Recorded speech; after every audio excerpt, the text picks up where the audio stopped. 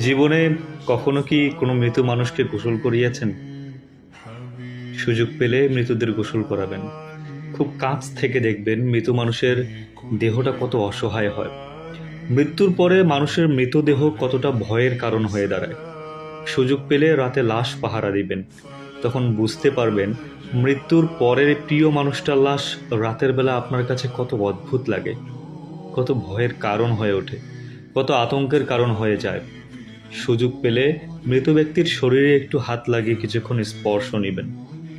আপনি তখন উপলব্ধির সুযোগ পাবেন এই পৃথিবীতে বিশাল প্রভাব প্রতিপত্তি রেখে যাওয়া মানুষগুলো মৃত্যুর পরে কত নির্জীব রূপ ধারণ করে।